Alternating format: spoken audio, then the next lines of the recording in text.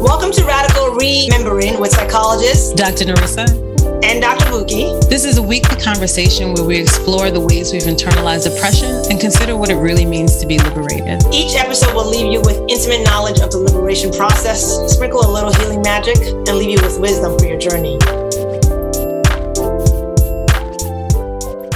What's up, y'all? Welcome back to Radical Remembering. Today, our topic is ancestral practice as a means of liberation. So let's start with, Norissa, you are someone who is engaged in ancestral practice. Tell our listeners what that is and what that means to you and what that looks like. Mm-hmm. So first, I'll start with telling how I even came to engage in ancestral practices. And so for me, it was having come from, a Christian background, even though I hadn't been in the church for a while.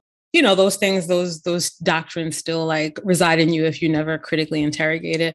And so ancestor veneration, it felt like something that no, that's not something I would want to do. Like idol worship and different things like that is how it was, referred to or thought about. Anything African, how that was referred to or thought about in those days when I was even forming opinions about it. How I came into it was not like with intention or anything like that. So maybe like 10, 11 years ago, there was a student that I had. And after class one time, she was like, I don't know why, but I really feel like you would want to speak to this psychic, right? This reader that she was speaking to, right? And so I spoke to this woman, and actually I consulted with her, I would say like a good 5 to 7 years, maybe even 8 years after that. Like we have a good relationship. Like right now I want to email him and be like, how you doing? Right? Because we had a good relationship. And so while in one of the readings, she said, there's somebody here.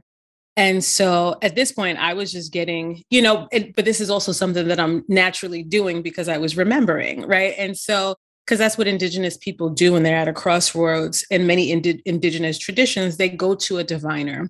They go to a reader to be able to get some spiritual insight into what should be happening next, what direction one should go in, right?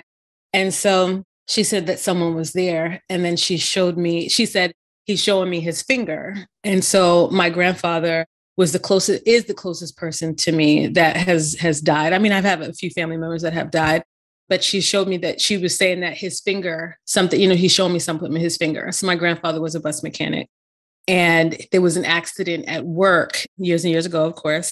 And the tip of his finger was like chopped off, right? And so the nail grew kind of like rounded over it. So on the top here where people have skin, his nail was growing over there. And so that was very significant. Like, oh my God, that's my grandfather. And she gave me a message from him. He was holding a diploma, and he was saying that, he's so proud of me. He's so proud of me. And it was a time too that I had chosen for my first marriage. I was divorcing. I was really, really proud to have an African surname because my first husband was from Ghana, because that was no longer the slave owner's name, right? But as I was, I was divorced, and as I was graduating, I wanted to give honor to my lineage. So I went back to Williams as a surname. And so anyway, she was telling me that he was really proud of that and different things like that, and that he's with me and he will be with me and all these kinds of things. And so this is my first, he's not gone. Like he's here. He knows, he sees, like they see. And so some years later, I was asking her about something different. And I had also asked about my great grandmother. So they died 6 weeks apart. It was a hard time because my paternal grandmother had died in the August of 2006. My maternal great grandmother, she died in December 2006. And 6 weeks later, my grandfather died. So all the deaths happened like right there. And so I had asked about my great grandmother, and it was a shocker because the reader said, and this is because it wasn't something I was currently thinking about, but the reader had said, you lost a baby, not the son that you have, but you lost a baby before him. And I was like, why, yes. So she said, she was like, my grandmother had the baby, and that the baby wants to come back to me. And if it's not through my womb, it will be through my son. And that I'll know the baby because the baby will have big, bright eyes. Does my daughter not have big, bright eyes? I never intended to have more children, but a second marriage, and you know what I mean? And knowing that there was a baby who wanted to come back to me, and you already know what Nuri looks like, and that she has big, bright eyes. She is this baby. And so, that and some other things like opened my mind to the fact that life goes on and that there are ancestors who were there, yet and still I wasn't having a personal interaction. Every now and again, I might say something like, I love you, you know what I mean? Like wherever you are, thinking of you, like, as I promised, I won't forget you. I'll tell my children about you, those kinds of things, but it wasn't anything meaningful or systematic and part of my life. So now fast forward to 2020, right? And so I was in this major life transition. Should I leave this job? You know what I mean? That was when I was at NYU. Should I leave this job? Should I leave academia? Because that's what I wanted to do at the time. I was like, I don't even know what's next, but this is killing me, right? Whiteness is killing me right now. And so I was speaking to another reader and who happened to be the sister of another faculty member there. So this is someone I hadn't spoken to. And so she said, when she started the reading, again, I'm not thinking of like mediumship and hearing from my ancestors, but when she started the reading, she said, there's somebody here. She came in before we even started. Would you like to hear from anyone if they're here? And I'm like, yeah, sure. And she was like, you're named after her and your daughter's named after her. And so my great grandmother, who I only met once, her name is Nora, right? I'm Norissa, named after her. And I named my daughter Nuri, but all of those names mean divine light, woman of honor, right? And so I'm like, oh shit, like this is somebody. And then she also said that her voice was kind of like gruff and almost sounds masculine. And because she smoked like a pipe and different things like that, her voice was really gruff. And she even heard the accent. So there was like no denying that this was her, right? My great grandmother. And even actually the woman before had heard my great aunt. And she was like, she has like a real sing-song accent, right? Anybody describes like a Trinidadian accent as like a sing-song kind of accent, right? And so now now Granny Nora is there and basically is telling me that I really need to stop and think about this. The decision is mine. No one can tell me what to do, but you basically really think about my health, right? And so because of the stress of the job, my health was compromised because I had a chronic illness, right? And so she was also telling me some other things. And, it was good. It was a nice one-time communication. If I needed to speak to her again, I will go back to a medium, different things like that. I still wasn't thinking of it personally. But now I had gotten to the position, I left the job, and it was my birthday, 2021. And I wanted to like, okay, I'm done with the job. What is next? Right. So I took this huge leap of faith because it's not like I was just hoping and praying like something's going to work out. My whatever business is going to soar. And I'm so grateful that it has. I haven't done marketing or anything like that, but I've constantly had work, thank God. Right. And so I went to this one woman, and this is like so convoluted a story, right? But so I went to this one woman, Simone Arthur. I had met Simone 2019 Christmas time. I had went to a fair that my sister-in-law was selling raw food at, right? And so she had a table next to her, and I was like, $15, let me do a quick reading, right? And I also, actually, the funny thing is that I thought she was a little off in what she was saying. And this was Simone's first public reading. We could probably have her on the show one time. But she had told me that I was about to get a promotion, which was true. And that I thought that this was a diversity hire, that I'm only getting promoted because I'm Black and a woman. But it's more than that. It's because people see and know your skill set and blah, blah, blah. But you're only going to be there for a year. And I was like, a year? Why would I only be there for a year? Like, this is a great, huge position. The pay was good, all those sort of things. And it comes with status, right? Why would I get this far in my career and then just be out? Like, it didn't make sense to me. And so I was like, she's cute, but, But so now that I saw that it was true a year later, I need water. Now that I saw that it was true a year later, I'm going to go back to her for like, okay, well then what's next? Right. Because I had seen her another time when I was thinking about my house. Like, now it's sounding like I go to readers all the time though, right? 12 times a year. I don't go like 12 times a year. But when I was looking for a house, I was like thinking about moving to New Jersey, but I was leaving New York, and I'm really like identified with New York. Is this something I do? And she had told me that I was going to get a house, and it was going to be in the end of March. And I was like, that's crazy because it's September. Why would it be that late? Still like kind of like dismissing, like, all right. But I don't know why I still went back to her for the birthday reading. But I had seen that all of the thing. Oh, I know why, because the house, I did finally close on a house in the end of March. And so she was right. And so I went back to her for my birthday. kind of like to see what's next. And guess who showed up? Granny Nora. And so same kind of introduction. There's a woman here, you're named after her. And both of them had described her. And so the thing about Granny Nora is that she was, I'm not sure the official title, but she was high. I want to say like a high priestess or something like that in the spiritual Baptist tradition in Trinidad and different things like that. So she was developed spiritually, right? And so when they're developed very spiritually in the afterlife, they have a higher frequency, with which they can communicate and come through to those who are able to hear in the earth realm, right? And so they said that she, she was acting, she's like a spirit guide. So you have ancestors, and they're just your ancestors.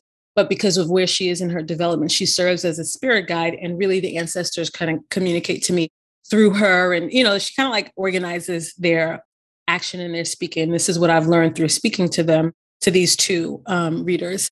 And so, wait, is Simone telling you that, or this is your construction? This is both Simone and then the woman that I had spoken to 6 months before that.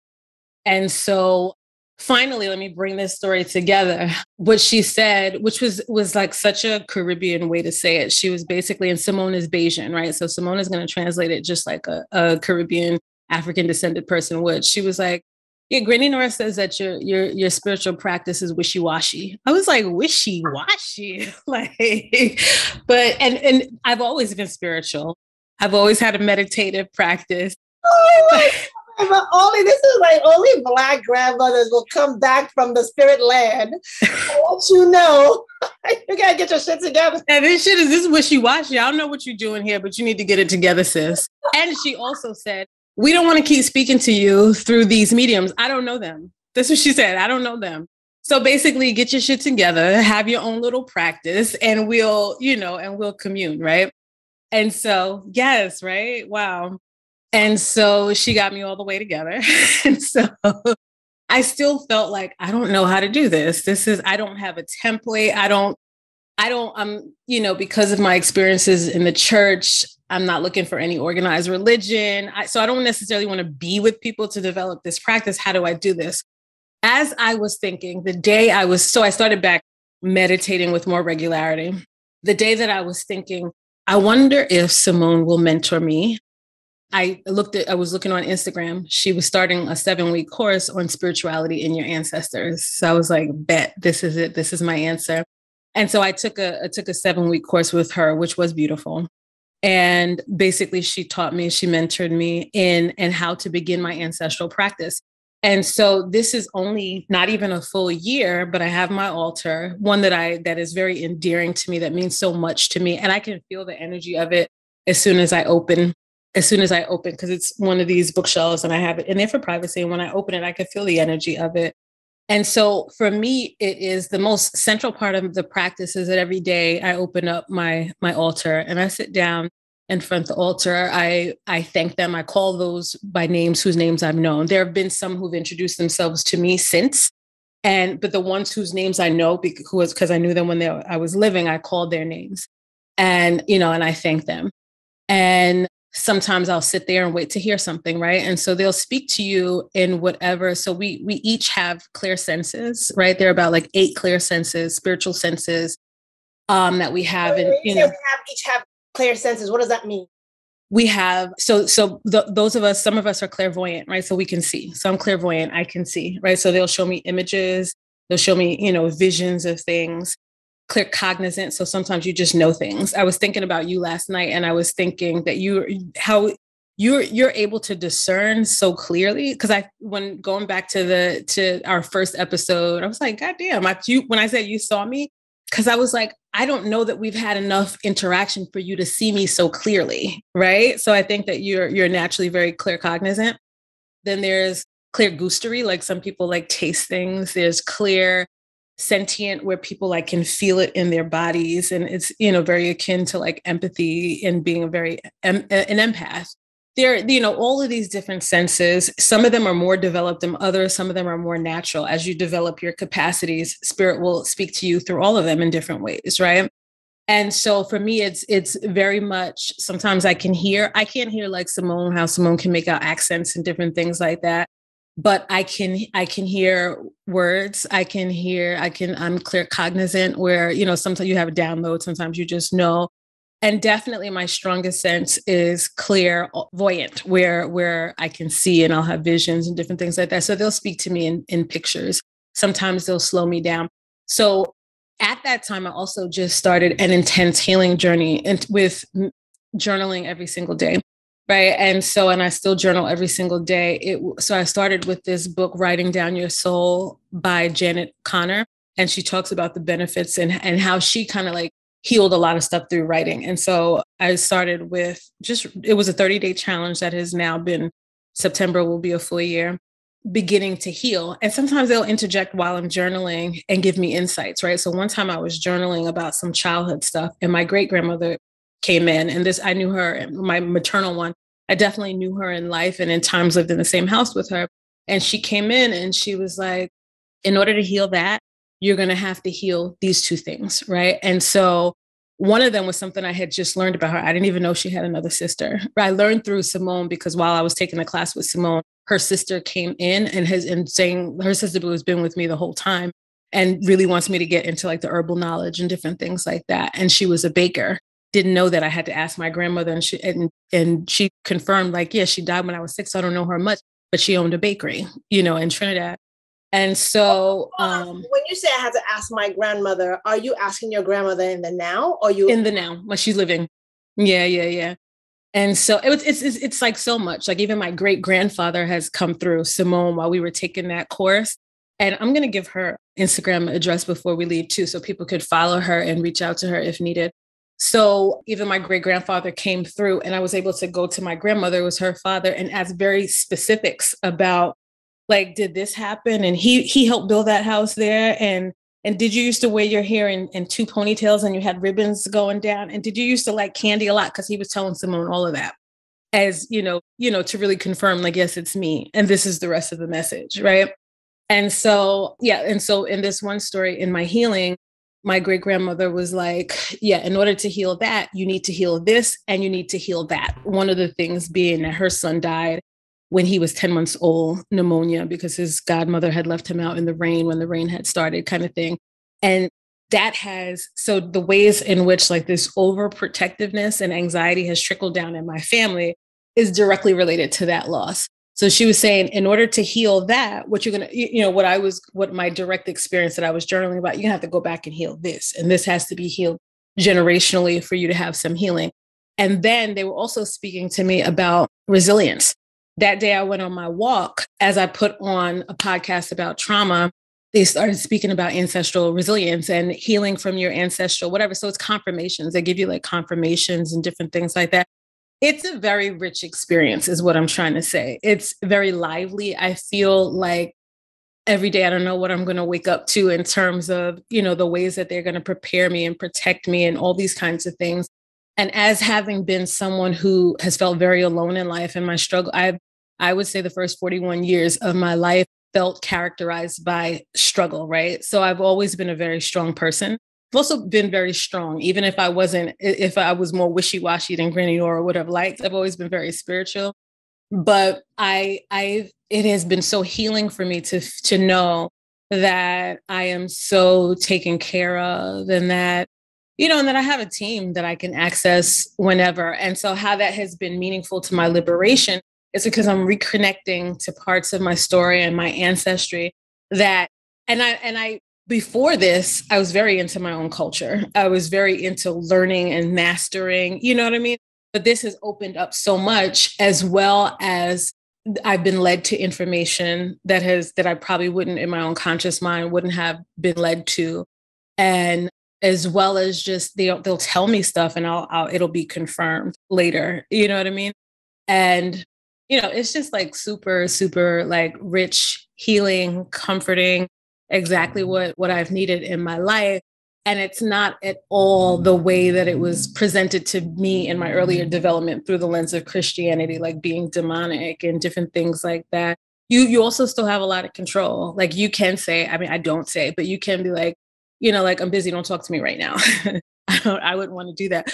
But I also source them when I'm doing something to be able, like, I need your ability to, like, I'm going to source the energy. I invite the energy of blank, of blank, of blank to whenever I'm doing something. And I give honor to them and different things like that. So that's it in a nutshell. So I'm going to ask, if you are listening to this, if you are watching this, the first thing I'm going to ask you to do is to pay attention to what is happening in your body in response to hearing Norissa share that. And the reason why, Norissa, it's like, as you were talking, it's like, for me, what I was noticing was this mix of like anxiety and excitement. Right? Because I think that as somebody who is, like I was saying to y'all, is like, I feel like I'm in my very much at the beginning of my liberation journey, maybe closer to the end of the beginning, whatever. But it is, on one hand, like what you are describing feels on one hand like terrifying, and another hand like exciting, right? Excitement about like access to this way of knowing, this way of being that we have been, that's been like, we've been socialized like out of, you know? And I'm just, I mean, I first of all, I just so appreciate how you laid that story out. It was really helpful for somebody who like me can get really concrete sometimes. One part of the piece that I'm certainly curious about is like, when your student came up to you and was like, I think you got to meet the psychic, or you got to get a reading from the psychic. Prior to that, like, what had been your attitude towards, like, how come you like said yes? Is really like, I'm curious about that. How come? I was very open. She had, I think I had spoken of something related to law of attraction, but I didn't say law of attraction. Maybe I was speaking about energy or whatever. And so something about that made her think, oh, you might want to, you know. I think I had always been open. I had been open to it post my Christianity days because I've had spiritual experiences, right? Like when I was younger, I have seen, you know, what we would call ghosts now. I have seen spirits, which is funny because I told my grandmother about it at the time and she's like, oh, nothing. You didn't see anything. You didn't see anything. Last year, when I was coming back to her and telling her, she was like, oh, yeah, I see ghosts all the time. They're ghosts here. I was like, so why would, why would you confirm that for me?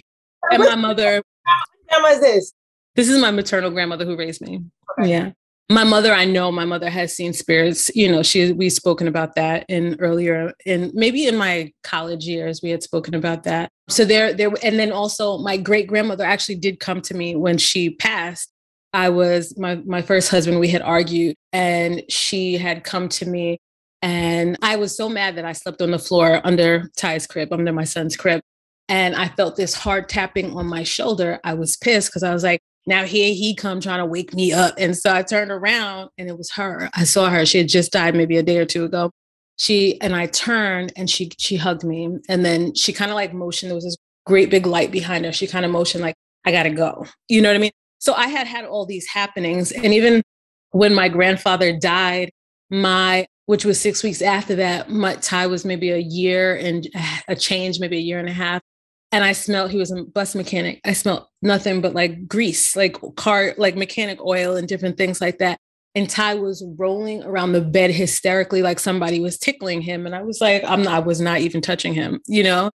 And so I was open to the fact that there it's not just us here, you know what I mean? Even though it had not yet been a personalized kind of relationship. And I mean, I also think in that point of my life, it was a hard time in my life, right? Post-divorce, single mother, healing from so much. And it was probably also like desperation. Like I need something, whatever could help. You know what I mean? So.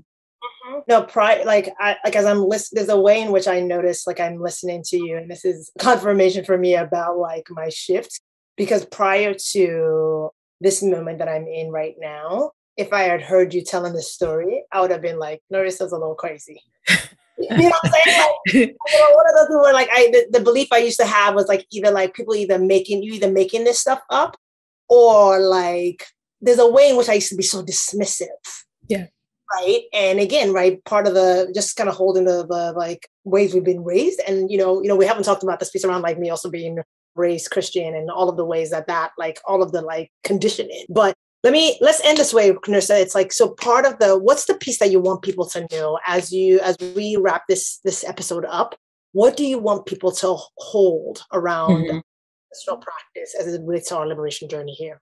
I think it's integral, right? It's our ancestral practice. When you're ready, of course, I think it's integral to our liberation journey, because our liberation and remembering is about claiming the parts of ourselves that we've lost, that trauma that we've dissociated from. And so I think our ancestral practices will bring us back home. Trask, Hunani, I think is the first name, Trask, writes an article about healing from, it's like a chapter in a book that she wrote about healing from colonization. And she talked about the fact that I had to go back to the land. I had to learn to love her, like her culture, and rock with her like a lover, right? And so this is a means to go back to your culture and to who you are, to get integrated and get those parts of yourself, get those parts of yourself that we've lost as a consequence to the trauma that African descended people have lost as a result of, chattel slavery. So I think that, and disconnection is a large part of what is the world's problem today, right? What's America's problem today? This disconnection and forgetting our shared humanity and our humanity, period. And when we connect back, that's the healing, that's the bridge. That's a large part of us moving forward. And they help you. One story I also want to add in, right before you and I told you this, but I just want to share with the audience, right before we were doing this work. So they also speak to you in dreams. I had a dream that me and Bukky were in this field, and there was this large boab tree that Bukky was sitting under. And I was realizing from where I was sitting to where she was sitting, there was a large root in the ground in between us. And I kept saying, like, the roots go deep, Bukky. Oh my God, the roots go so deep. The roots go so deep, right?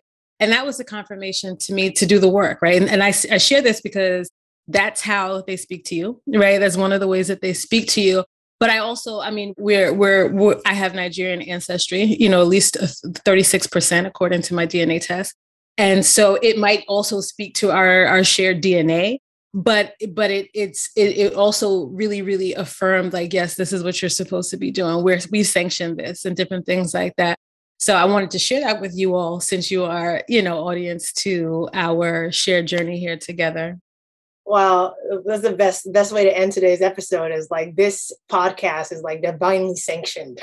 Okay. Thank you so much, Norissa, for sharing yourself with us, and for sharing this practice that's going to be like rocking people's like it's like, you haven't told me these stories the way you talked about it today. And so if you are noticing energy as Norissa told those stories, pay attention, y'all. Pay attention. So this is it for us. We'll see you next episode, y'all. Take care. Bye-bye. Thanks for listening. If you've loved what we've had to say, please subscribe on your favorite podcast platform. I'm Dr. Norissa, and you can find me on IG at Dr. Norissa Williams. And I'm Dr. Bukky. You can find me on IG at The Official Dr. Bukky. You can also stay abreast of our latest offerings at our website, radicalremembering.com.